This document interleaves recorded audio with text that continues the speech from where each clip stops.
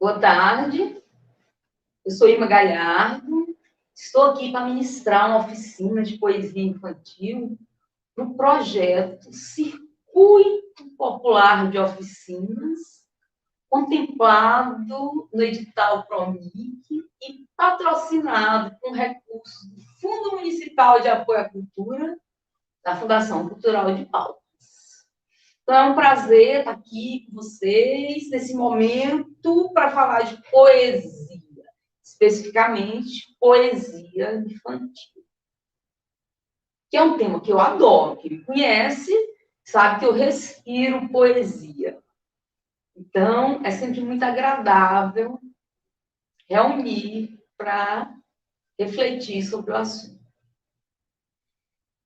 Para falar sobre poesia, a gente começa assim, fazendo um histórico e fala especificamente do soneto. Porque o soneto é uma forma clássica da poesia, assim, né? É muito bonita, muito distinta, e que tem um status assim, maravilhoso, porque construir um soneto não é tão simples, né? Então, a pessoa, quando é um sonetista, você fala, poeta de mão cheia. Por quê? Porque o soneto é um poema de forma fixa. É um poema com 14 versos. Verso é cada linha do poema, né? Então, o soneto tem 14 linhas, 14 versos. Só que esses versos, eles não são distribuídos aleatoriamente. Não. Eles são distribuídos em 4 estrofes. Você sabe que estrofe é a reunião de versos, né? Uma determinada quantidade de versos corresponde a uma estrofe. Então, o soneto, ele tem 14 versos, distribuído em 4 estrofes. As 2 primeiras estrofes são compostas de 4 versos, são quartetos. E as 2 últimas estrofes são compostas de 3 versos, são tercetos. Não tem nenhum soneto assim, direcionado especificamente para criança. Mas tem um soneto no Brasil que se popularizou demais, que é o soneto da fidelidade. Você conhece? O soneto da fidelidade foi escrito pelo nosso poetinha Vinícius de Moraes. Então, eu vou falar o soneto da fidelidade, porque vai ser um gancho para eu falar sobre o Vinícius de Moraes depois, porque Vinícius de Moraes escreveu bastante poemas que hoje é utilizado no livro didático da criança. Então, vamos lá. O soneto da fidelidade eu aprendi quando eu tinha 14 anos. Quando eu tinha 14 anos, não é igual hoje, que tem Google, que tem computador, que tem tudo aos seus pés. Não.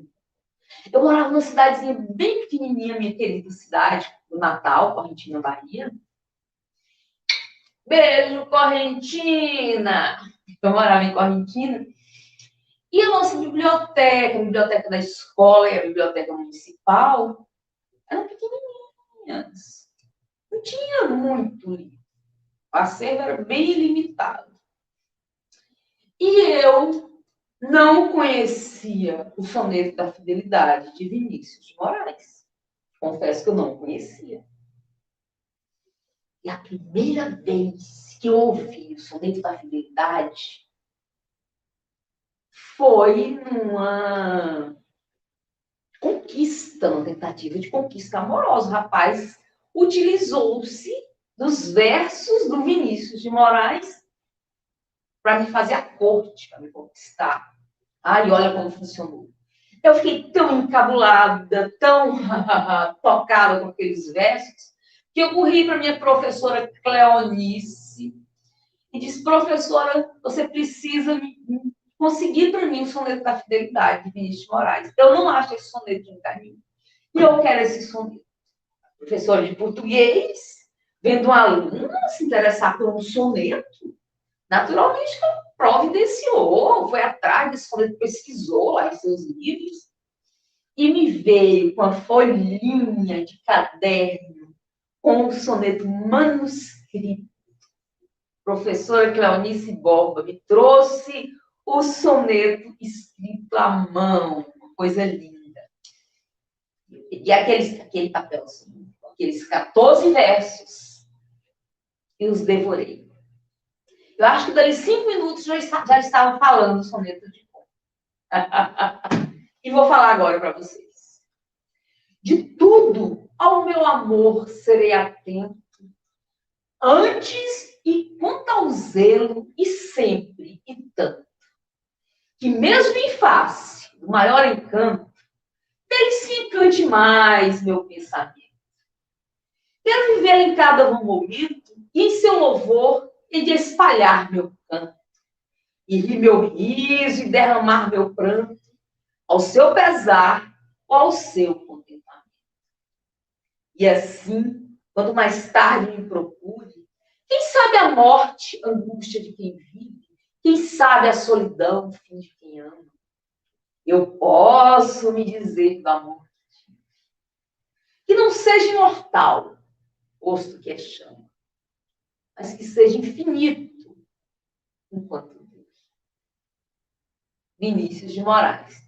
Então, esse soneto é muito utilizado pelos enamorados, já foi musicado, a Maria Bethânia fala lindamente e está aí na boca dos jovens, apesar de ser uma forma fixa de poema, apesar de, para alguns, ser assim meio enfadonho, eu acho maravilhoso.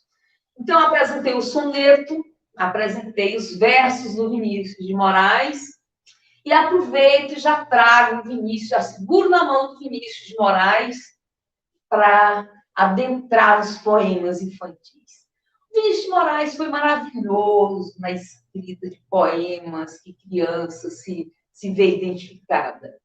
Porque o poema, ele nem sempre precisa ser escrito diretamente, especificamente para a criança, para que a criança se sinta tocada.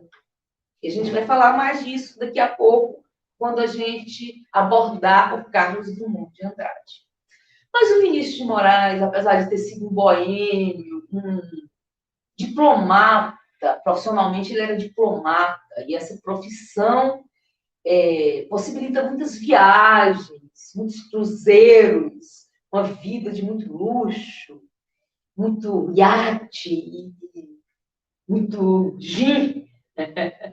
E o Vinícius de Moraes, esse bom vivan, que tomava gin o tempo inteiro, ainda assim teve sensibilidade para escrever uma série de poemas que posteriormente foram musicados por ele e que encantou as crianças, professores e todo esse universo da infância.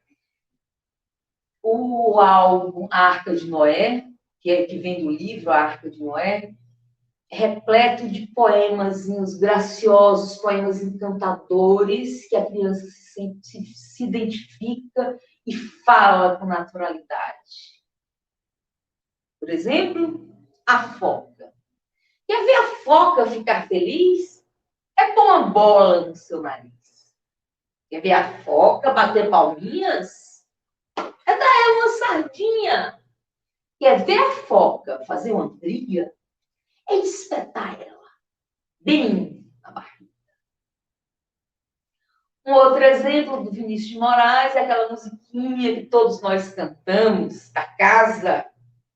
Era uma casa muito engraçada. Não tinha teto, não tinha nada. Ninguém podia entrar nela, não. Porque na casa não tinha chão. Ninguém podia dormir na rede, porque na casa não tinha parede. Ninguém podia fazer pipi, porque pinico não tinha ali. Mas era feita com muito esmero na Rua dos Bobos, número 0. E tem o pato, lá vem o pato, daqui, patacolá, e uma série de outros. Pesquise que você vai ver o quanto Vinícius de Moraes acertou na dose de lirismo, na dose de musicalidade, na dose de ritmo, de cadência, de tudo, de encantamento, desses poemas infantis. E eu não falei o da porta, que é o que eu uso para falar que vocês podem extrair poesia de qualquer coisa. Tem um poema que eu uso muito quando eu vou dizer que a poesia é acessível, que qualquer um pode produzir versos. Eu faço brincadeira, eu falo que a poesia está em tudo e que o Vinícius de Moraes conseguiu extrair poesia até da porta, por conta do poema Porta. Eu sou feita de madeira, matéria morta, mas não há coisa no mundo mais viva do que uma porta. Eu abro bem com cuidado para passar o namorado. Eu abro de supetão para passar o capitão. Eu abro devagarinho para passar o menininho e abro bem prazenteira para passar a cozinheira. Só não abro para aquele que diz, e a mim bem pouco importa, que se uma pessoa é burra, feita porta.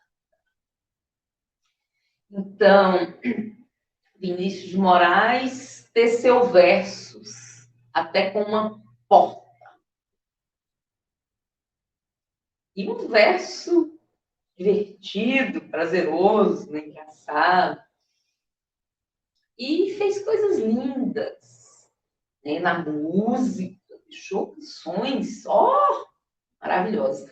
Mas nessa escrita mais acessível, nessa poética mais direcionada para o universo infantil, ele deixou pérolas também.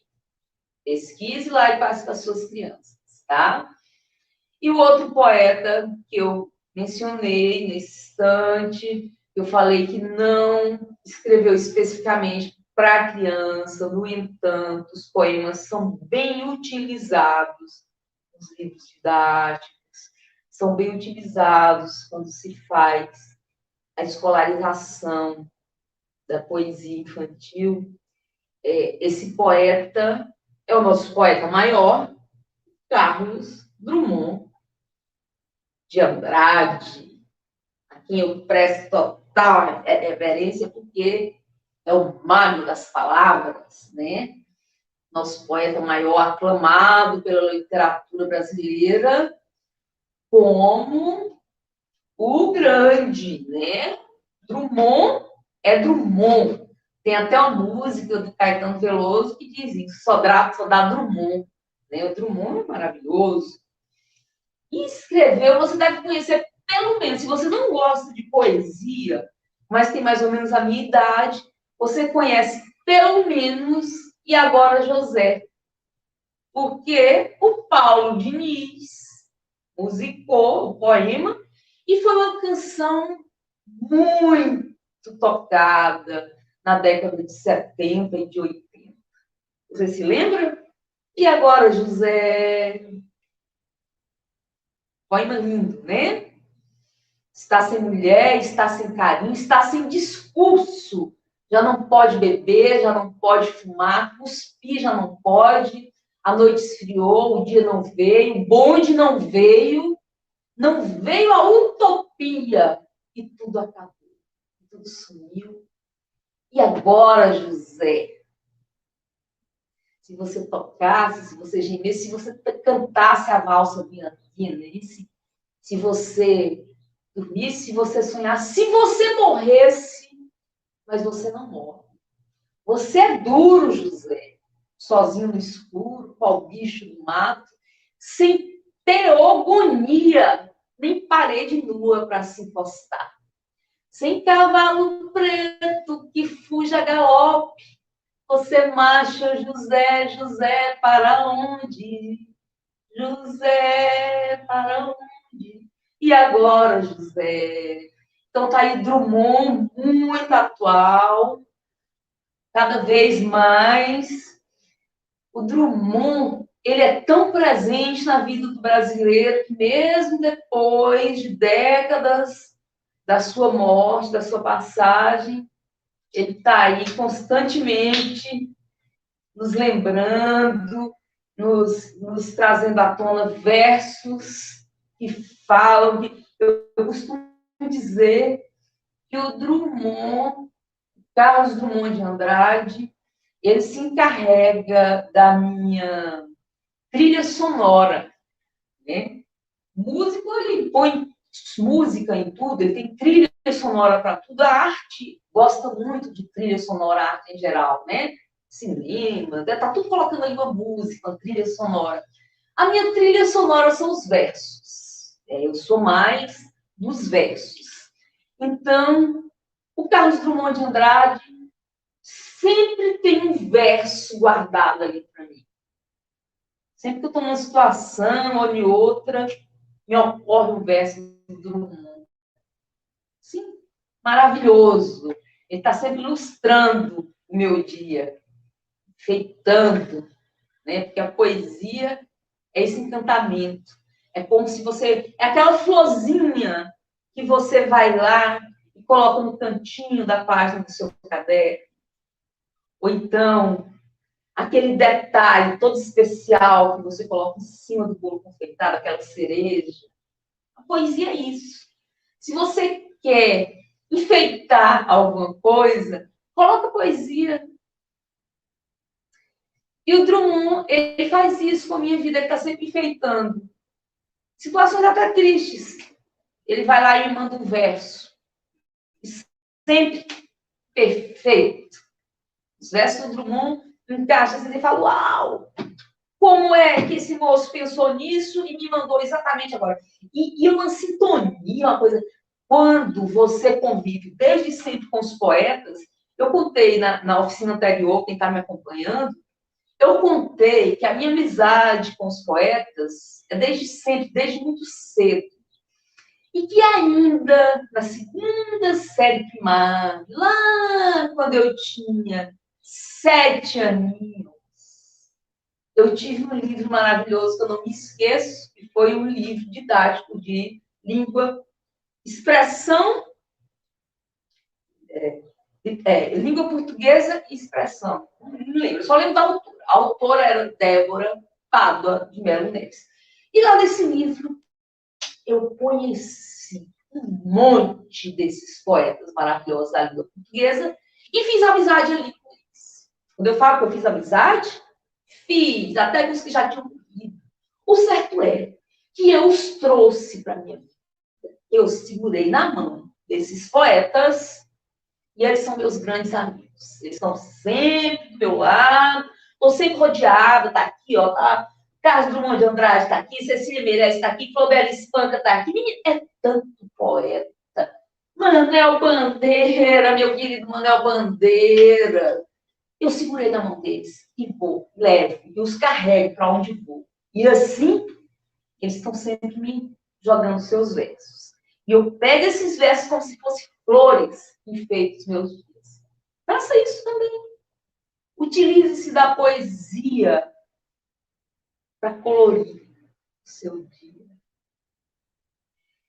E a gente falando de Drummond, eu toquei no assunto do Carlos Drummond de Andrade para falar da metáfora. Porque a metáfora é um dos principais instrumentos que o poeta utiliza para tecer bons versos. Porque, às vezes, você quer contar uma história, mas a poesia, ela, quando de forma escrita, que é o poema, a forma escrita da poesia é o poema. Então, o poema, ele tem uma linguagem econômica, uma linguagem poética. Você não pode sair escrevendo tudo ali de um verso. Senão aquele verso vai descer e vai virar várias linhas, vai virar um conto, outra coisa. Né? Um período longo lá, não vai ser um verso. Então, a linguagem poética ela é uma linguagem concisa, é uma linguagem econômica.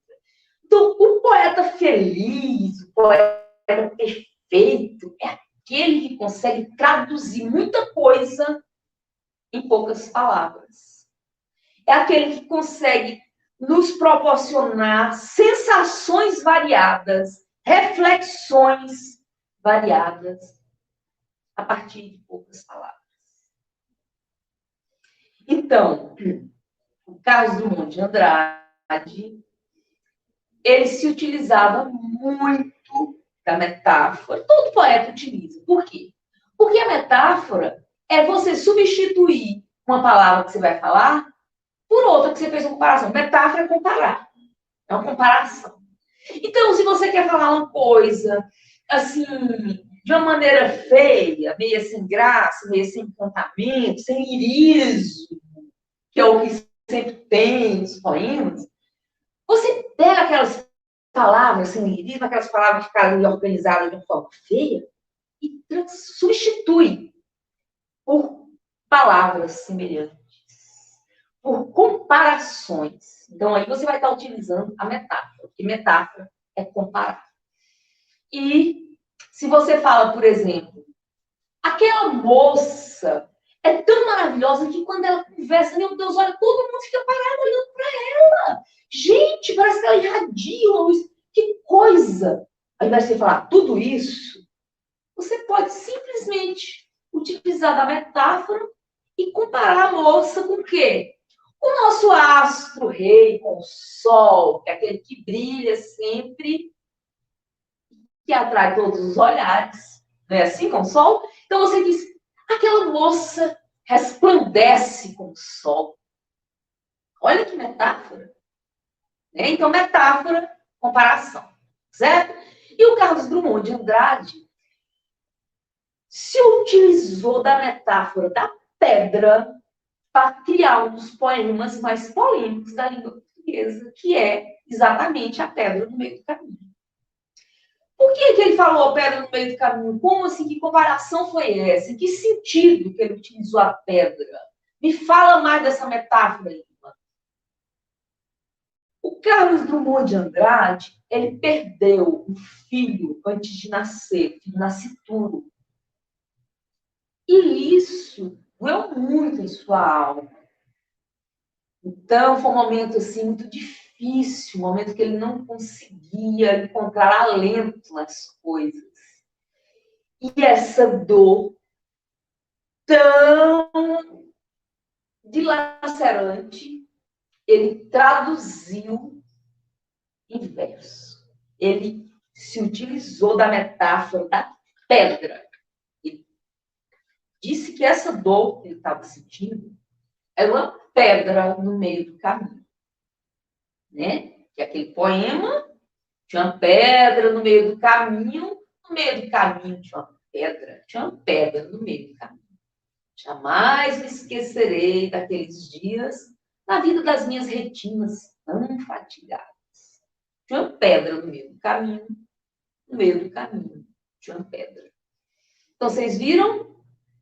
O Drummond extraiu poesia de uma pedra. O Vinícius de Moraes extraiu poesia da porta, que é feita de madeira morta. Olha que coisa maravilhosa.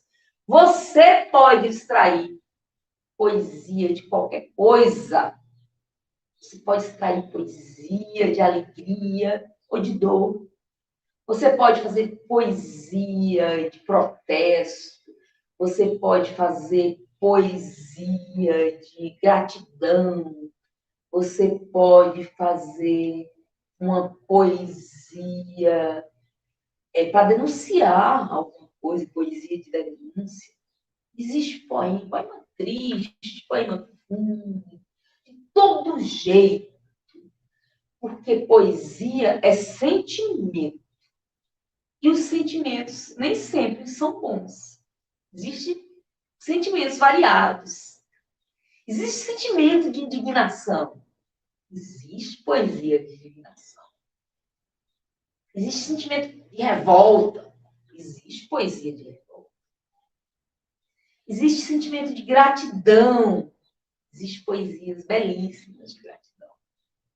Certo? Então, a poesia é sentimento está presente em tudo, em todo lugar, em qualquer coisa. E a forma escrita da poesia é o poema, certo? Então, o poema, ele pode ser rimado ou não.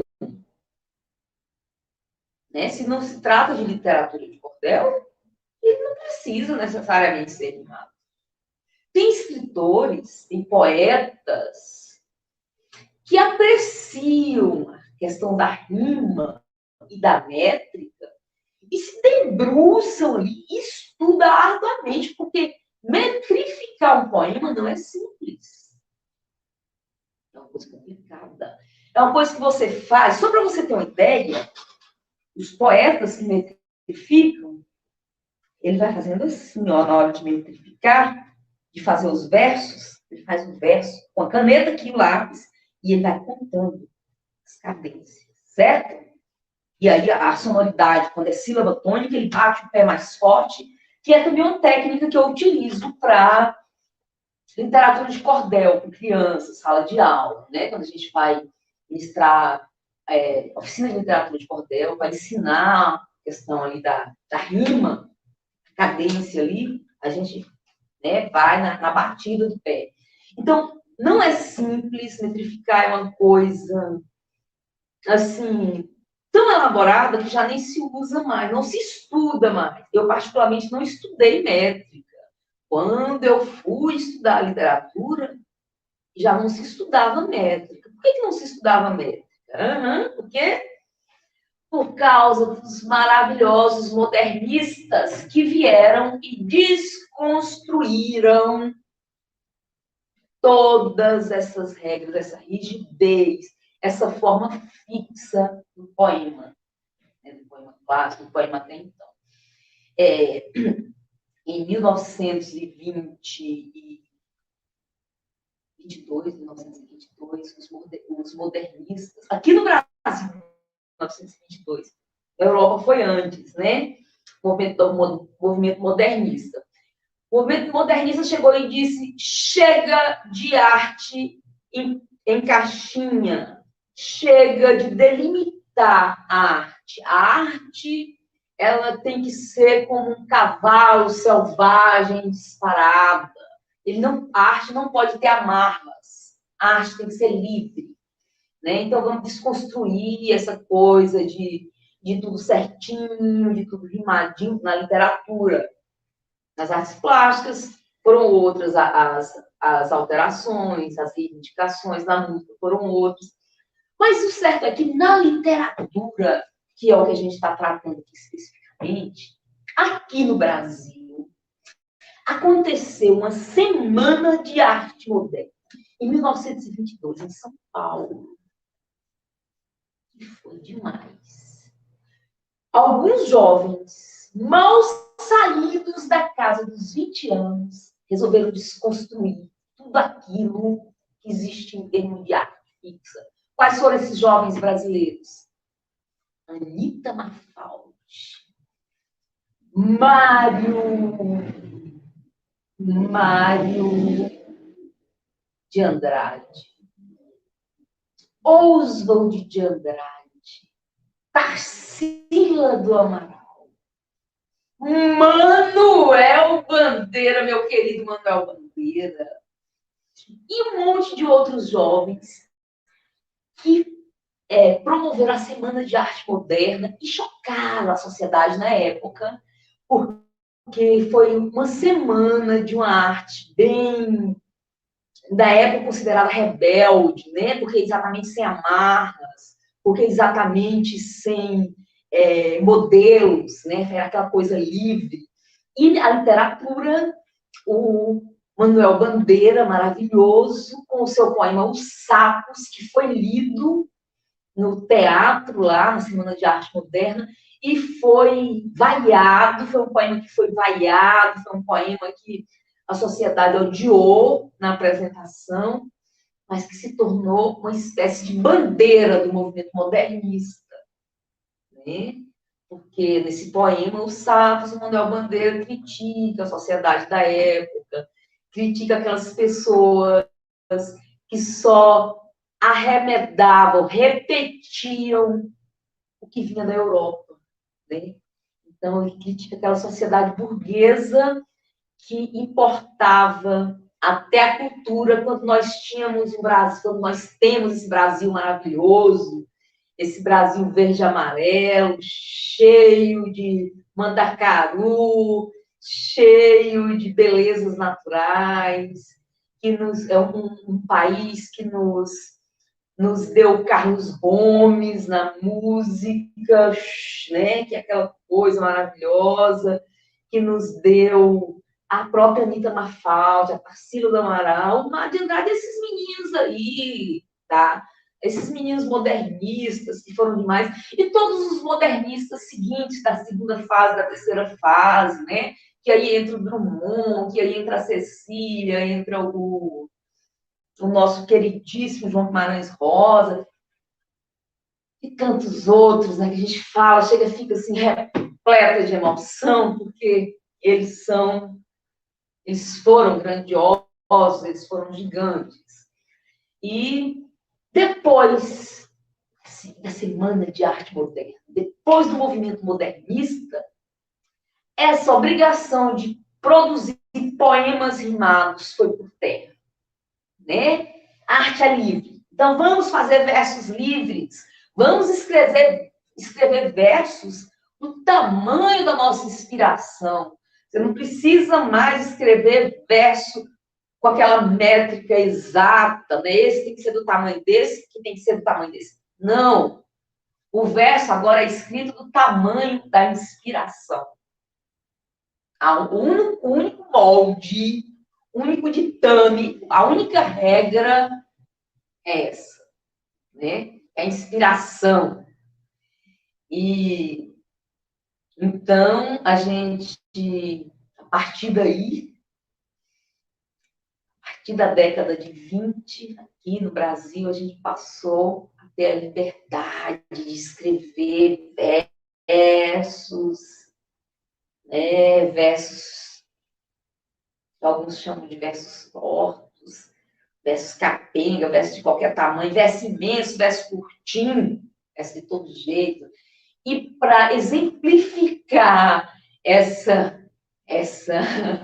inconsistência e essa inconsistência na questão do tamanho dos versos e essa liberdade, essa alegria de escrever assim, eu vou falar um poema do Manuel Bandeira, um poema que eu aprendi lá naquele meu livro do segundo ano primário, da segunda série, lá do Débora Pablo, e que eu carrego para sempre. Por isso que eu falo, professor, da importância de se apresentar a poesia para a criança, ainda cedo. Porque todos aqueles poemas lá do meu livro de segunda série estão guardados aqui desde aquela época. Desde 1974, 75, eu guardo comigo, na minha memória, eu guardo esses poemas infantis que eu falo nessas oficinas. E, inclusive, esse que eu vou falar aqui, do Manuel Bandeira, Porquinho da Índia. Presta atenção no tamanho do primeiro verso desse poema. E presta atenção no tamanho dos outros, do jeito que são os outros versos. Não tem rima, não tem uma forma fixa. Mas é um poema lindo. Quando eu tinha 6 anos, ganhei um porquinho da Índia. Que dor de coração me dava. Porque o bichinho só queria estar debaixo do fogão. Levava ele para a sala, para os lugares mais limpinhos. Mas ele não gostava. Só queria estar debaixo do fogão. Não fazia caso nenhum da minha ternurinha. Meu porquinho da Índia foi a minha primeira namorada. Então, vocês viram. Não tem métrica, né? Olha o tamanho desse último verso. Meu porquinho da Índia foi a minha primeira namorada. Verso imenso, né? E Eu não vi nada rimando aí. No entanto, é um poema lindo. É um poema, quando a gente fala porquinho da Índia, todo mundo fala, porquinho da Índia. Quem conhece Manuel Bandeira, né?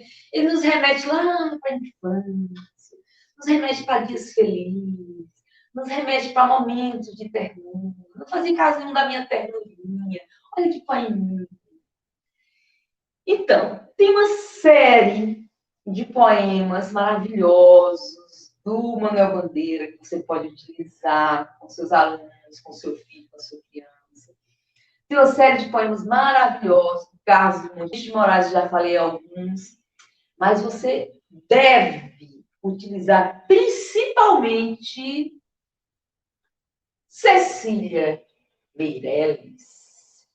Cecília Meirelles foi tão importante para a literatura infantil brasileira que se tornou marco, que se tornou divisor de águas, que se tornou, quando a gente fala em poesia infantil brasileira, automaticamente vem Cecília Meirelles. Primeiro porque ele escreveu abundantemente para essa faixa etária, especificamente para criança. E segundo, porque ela se preocupou com a cultura da infância. Ela foi a primeira pessoa no Brasil a montar uma biblioteca infantil pública. A primeira biblioteca infantil pública no Brasil foi criada pela Cecília Meirelles. Isso é tão importante que quando eu entrei para a Academia Palmense de Letras, que eu tive que escolher uma patrona, porque eu sou titular da minha cadeira. A minha cadeira número 35, o nome dela vai ser para sempre Irmã Galhardo. Quando eu morrer, outra pessoa que assumir essa cadeira, eu passo a ser a patrona, né, dessa pessoa. Você sempre é a patrona. Mas eu precisava de ter uma patrona. Então, eu escolhi a Cecília Meirelles para ser a minha patrona, não porque ela seja a autora dos poemas que eu mais amo, não. Eu gosto muito de muitos poemas da Cecília Meirelles. Mas tem poetas que eu amo mais que a Cecília. Por exemplo, Manuel Bandeira, maravilhoso. Carlos Drummond de Andrade. Mário Quintana. Né? Tem aqueles poetas que você tem aquela identificação, assim.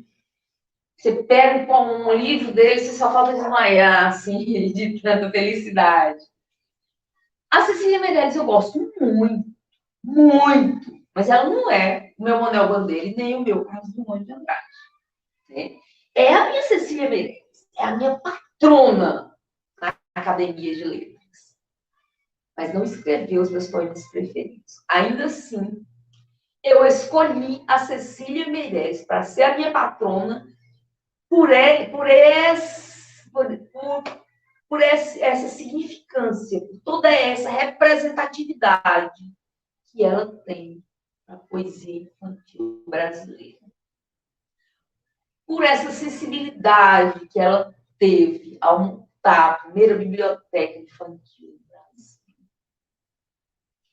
Então, Cecília Meirelles é a minha patrona na Academia Palmense de Letras.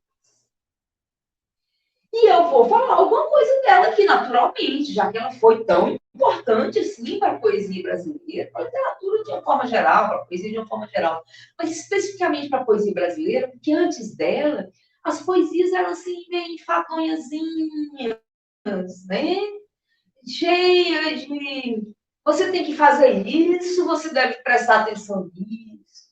Cheia de ensinamentos, a poesia infantil brasileira, antes da Cecília Meirelles, tinha toda essa preocupação de passar valor, moral, o amor pela pátria. A exemplo disso, a gente tem o Olavo Bilac. Olavo Bilac escreveu muitos poemas direcionados para a cultura da infância, direcionados para a criança. Inclusive, eu declamei muito Olavo Bilac, esse óculos não é meu. Eu declamei muito Olavo Bilac nas datas cívicas na escola. Os professores não davam, a gente declamava, botava papelzinho, poeminha, a gente decorar, declamar o Bilac na hora das apresentações. E eu declamei muita coisa do Bilac. E na oficina passada eu falei uma deles, deixa eu ver se eu lembro. Do trabalho. Tal como a chuva caída fecunda a terra no estio, para fecundar a vida, o trabalho se criou. Feliz quem pode orgulhoso dizer. Nunca fui preguiçoso. E se hoje sou venturoso, devo ao trabalho que sou. Então, era assim. As poesias antes da Cecília Meirelles sempre queria passar alguma coisa. A esquecida. Silêncio, psiu, escute. Quem vai declamar sou eu. É poesia bonita, a professora que deu. Estudei o dia inteiro, mas agora não me lembro. Sei que fala no Brasil e fala em 7 de setembro. Se eu pudesse começar, não amei, não me lembro. Vou-me embora, mas eu grito. Viva 7 de setembro. Então, era assim, eu decorei esses 2 poemas que eu acabei de falar aqui, lá ainda criança, que a gente, né, apresentava nos momentos cívicos. E tinha, toda segunda-feira, tinha o hino nacional, e a gente fazia o hasteamento da bandeira, e tinha algumas apresentações. Dia da Árvore tinha, Dia do Soldado tinha, Dia da Independência do Brasil, e, né, Dia das Mães, Dia dos Pais, a primavera, adorava falar poesia de primavera, mas era maravilhoso.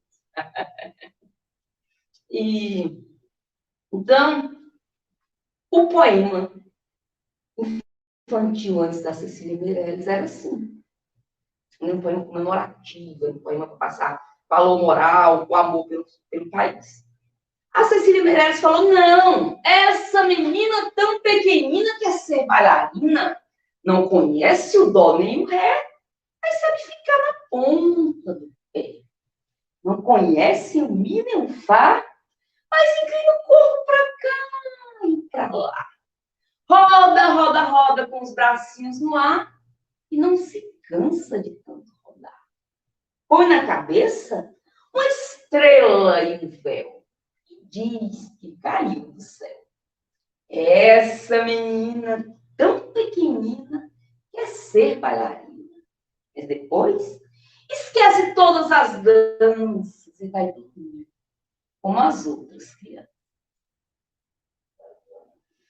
E a Cecília foi produzindo poemas com muita sonoridade, com muito ritmo, com muita metáfora, muita aliteração, onomatopeia, prosopopeia, todas essas figuras de linguagem aí que atraem a criança, e ela usou e abusou, e assim, coisa de brincadeira mesmo, né? Menino luxento, você quer pudim? Não, mãezinha, tá muito ruim.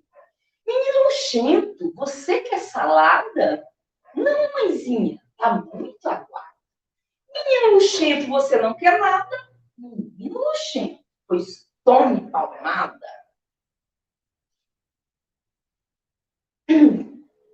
Muitas outras coisas. Que me compra um jardim com flores, borboletas de muitas cores. Olha que coisa mais linda. Um leilão de jardim. Você já pensou? Um leilão de jardim. Quem aqui tem uma ideia de escrever uma coisa maravilhosa dessa? Um leilão de jardim. Cecília Meirelles, né? Pombinha na mata. 3 meninos na mata ouviram uma pombinha gemer. Eu acho que ela está com medo. Disse o primeiro, e não sabe o que fazer. 3 meninos na mata ouviram a pombinha carpir. Eu acho que ele está com frio. Disse o segundo, e não sabe como fazer. Né? Uma coisinha assim. E foi lá a Cecília Meirelles No último andar, olha que coisa linda que é aquele poema no último andar. É no último andar que eu quero ver. Que coisa linda aquele poema. E tantos outros que a Cecília soube fazer lindamente. O colar de Carolina, que eu adoro, estou sempre falando colar de Carolina. Com seu colar de coral, Carolina corre por entre as colunas da colina. Colar de Carolina colore o colo de cal e torna corada a menina. E o sol, vendo aquela cor do colar de Carolina, põe coroas de coral nas colunas da colina. E ela falou de Carolina muitas vezes, né? Então, né? Mais de, Arabella abria a janela, Carolina erguia a cortina e Maria olhava e dizia: bom dia. Arabella foi sempre a mais bela. Carolina, uma sábia menina. E Maria olhava e sorria. Pensaríamos naquelas meninas que viviam naquela janela, uma que se chamava Arabella, outra que se chamava Carolina, mas a nossa eterna saudade é Maria, Maria, Maria, que dizia com voz de amizade: bom dia. Então Cecília Meirelles extraiu poesia, gente, de coisas da infância mesmo, do dia a dia da criança, coisa que chama a atenção. E a criança se apropriou. A criança brasileira contemporânea ama os poemas da Cecília Meirelles.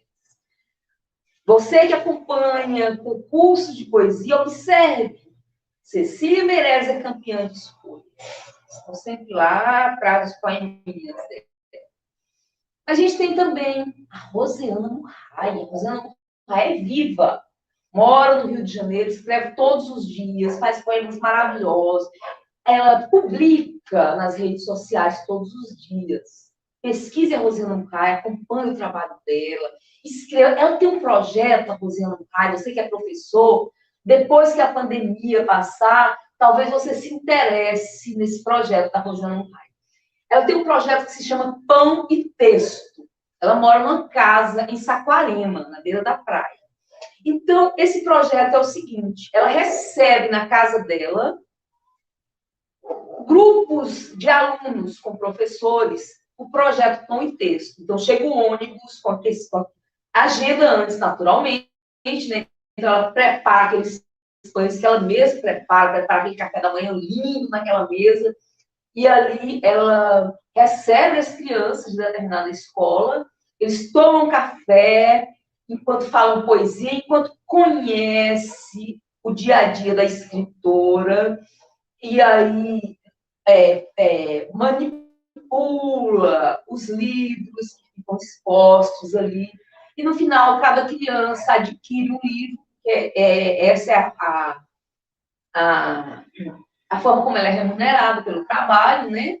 É a venda de um livro. Então, cada criança que vai na casa dela adquire um livro e ela autografa aquele livro, a criança fotografa e leva aquela lembrança para sempre daquela vivência que ela teve com a escritora e sua poesia. Então, é um projeto lindo, projeto Pão e Texto, que a Rosiana Murray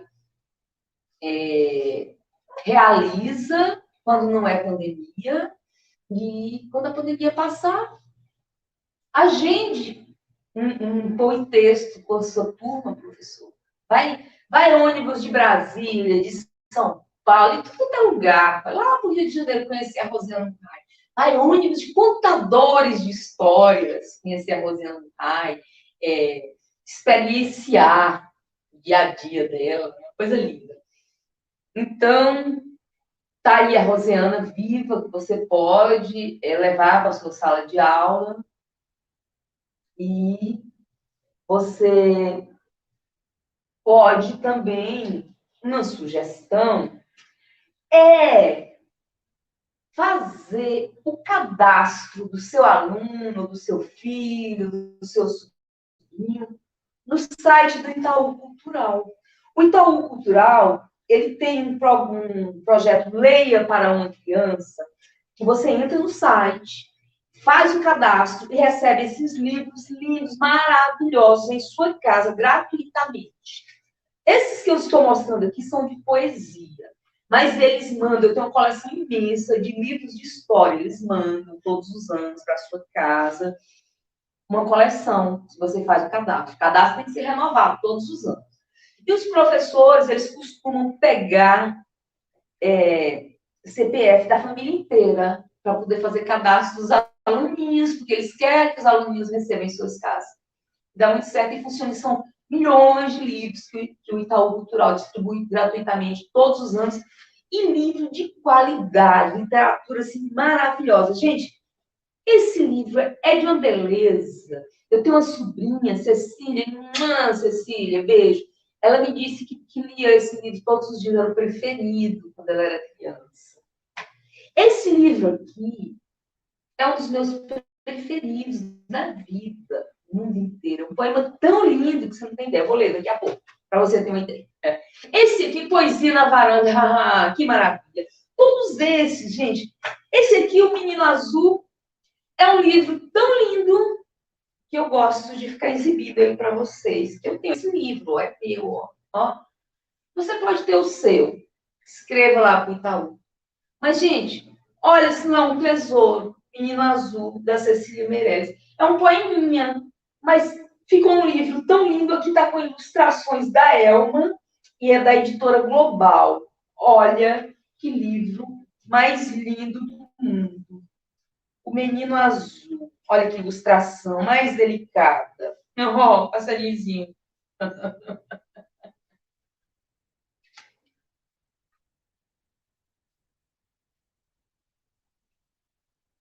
Ó, poesia começa antes do poema. Tá vendo? Não tem poema aqui ainda. Não tem nenhum uns versos escritos. Mas você já vê que isso aqui é poesia. Olha que ilustração mais poética. Isso é poesia, gente. Poesia está em tudo. A poesia está na ilustração. Antes dos versos, ela já está na ilustração. O menino quer um burrinho para passear. Um burrinho manso, que não corra nem pule, mas que saiba conversar. O menino quer um burrinho que saiba dizer o nome dos rios, das montanhas, das flores, de tudo que aparecer. O menino quer um burrinho que saiba inventar histórias bonitas, com pessoas e bichos e com um barquinho no mar. E os dois sairão pelo mundo, que é como um jardim, apenas mais largo e talvez mais comprido, e que não tenha.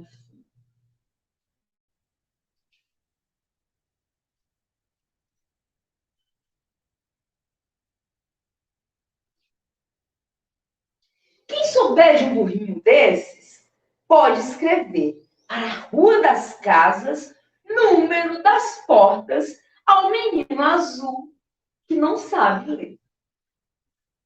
Então tá aí esse livro maravilhoso que eu ganhei do programa Itaú Cultural Leia para uma Criança. Adquira o seu e leia para uma criança também. Tá? Tem muita coisa linda que não deu para a gente falar aqui agora. Não vai dar para falar. Eu estou vendo que o tempo correu mais do que devia. Não consegui segurá-lo. E ele está se esvaindo. Então, eu só vou dar assim, rapidamente uma sugestão para você que quer produzir poesia com sua criança, com seu aluno, ou com seu sobrinho, seu vizinho, seu filho. Você pode incentivá-lo a partir da poesia no leque, que é uma técnica inventadinha pelo amigo da minha amiga Amanda, o Juscelino. já se foi desse mundo, mas deixou aí a técnica dele e a energia dele para a gente está passando.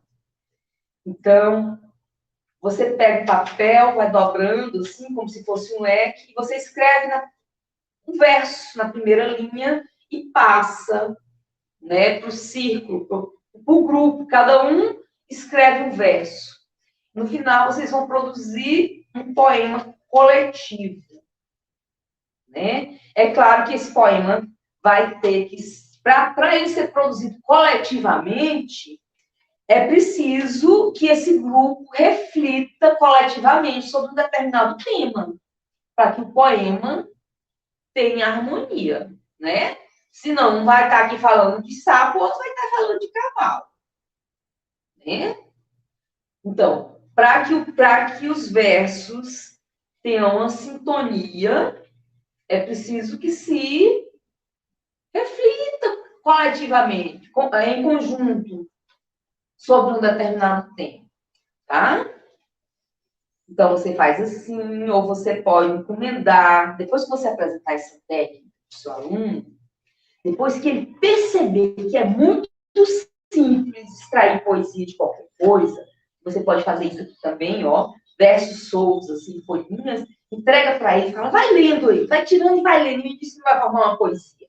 É claro que você vai escrever versos que dialogam entre si, para que a poesia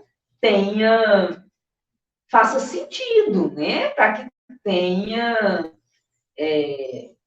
lógica, para que tenha coerência. Então, você entrega para o seu aluno folhinhas assim escritas, e ele vai tirando e vai lendo, né? E no final ele vai descobrir, e você vai escrevendo, ou vai botando ele para colar, ou no final ele vai descobrir que o conjunto dessas folhinhas que ele foi lendo assim era um poema. Se tornou um poema. Então, diante dessas sugestões, você pode encomendar para o seu aluno, como tarefa de casa, um poema coletivo que ele vai fazer com a família dele, um poema familiar. Ele vai contar uma história para cada um dos membros da família e vai pedir um verso. Vai explicar que verso é uma frase e vai dizer, fala, vai até falar sobre metáfora. Fala para o seu aluno, olha, sua família é cheia de poetas, eles só não sabem disso. E cabe a você contar isso para eles. Cabe a você despertar o poeta que existe em cada um dos seus familiares. Vai lá, extraia o poeta do seu pai, da sua mãe. Conta a história para ele. Fala, meu pai, o que você me diz sobre isso? Me fala uma frase. Vai falar uma frase bonita, pai. Sabia que existe um negócio chamado metáfora? Aí ele explica o que é metáfora. Pai, faça uma metáfora bem bonita aí do que você acha sobre essa história que eu te contei. Aí o pai vai criar um verso lá, o aluno anota, vai na mãe, faz a mesma experiência, anota o verso da mãe, anota o verso da avó, do primo, da tia. No final, essa criança vai ter um poema afetivo, porque é um poema feito por cada um dos seus familiares. Né?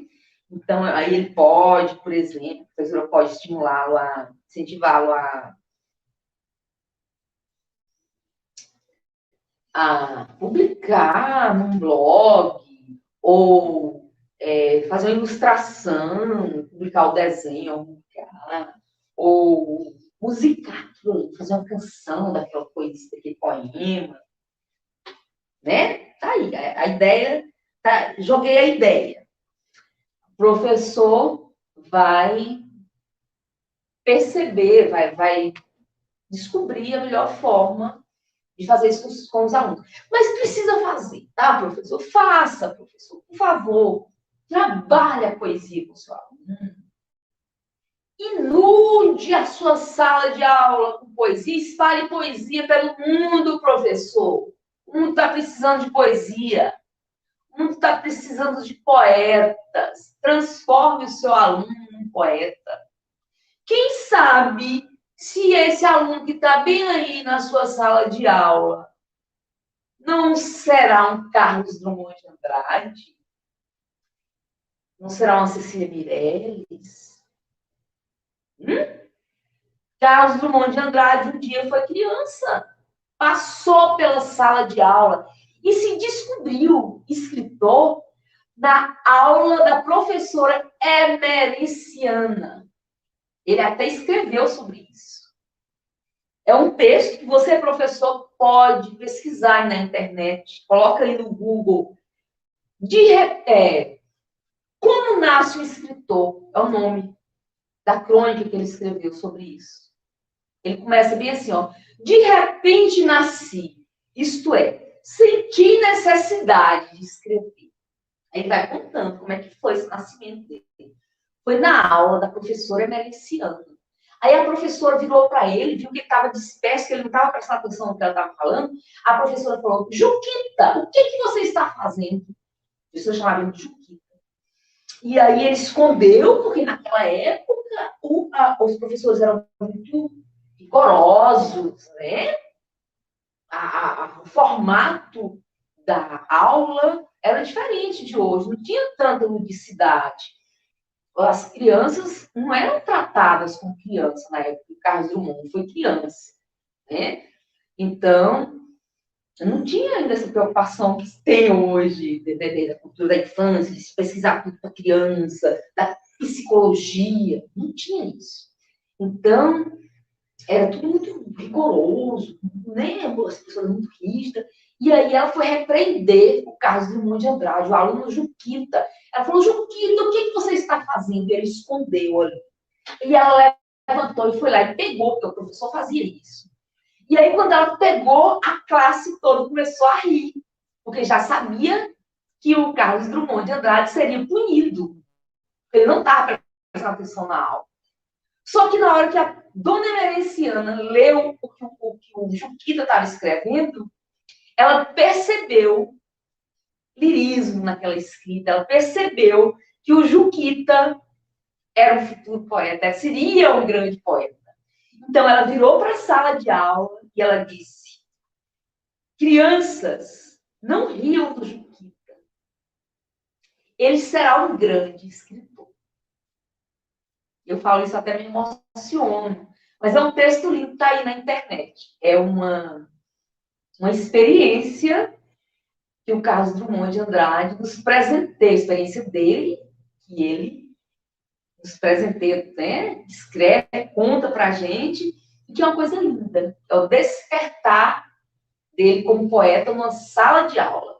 Então, professor, você tem uma responsabilidade imensa com seus alunos. Você tem um futuro em suas mãos. A sua criança, o seu aluno, professor, é aquela pessoa que vai construir o mundo que nós desejamos, o mundo que nós tanto ansiamos, o mundo que nós precisamos. Então, por favor, você tem em suas mãos um material precioso. Trate a criança com todo o lirismo, com toda a poesia que você puder. Coloque poesia no seu dia a dia. Encha a sala de poema, faça varal de poesia para tudo quanto é lado. Todo dia põe um poema na sala de aula. Uma vez, eu conheci um jovem professor de geografia que me disse, ele é goiano, ele me disse que, apesar de ser professor de geografia, ele só inicia a aula dele com um poema. Eu achei isso muito lindo. Ele disse que se sente na obrigação de semear a poesia. Faça isso, professor. Pelo menos um poema por dia. Pelo menos um, tá? Presenteie seu aluno com um poema por dia. E você vai ver no futuro o resultado desse seu semear. Porque a poesia, ela tem o poder de humanizar. Ela tem o poder de transformar as pessoas em seres humanos mais sensíveis, mais cuidadosos com o outro, mais preocupados com o meio ambiente, mais preocupado com o equilíbrio social. Certo? Então, semeie nessa criança que você tem aí a poesia. Plante muita poesia nessa criança, porque amanhã ela vai estar tecendo os nossos dias, os dias vindouros. E que esses dias sejam tecidos com muito amor, com muita sensibilidade, com muita empatia, com muita solidariedade, porque é disso que a gente está precisando. Então, até nosso próximo encontro. Chegamos já ao fim da oficina. Obrigada a todos que nos acompanharam. E semeie poesia pelo mundo. Tá? Obrigada. Tchau.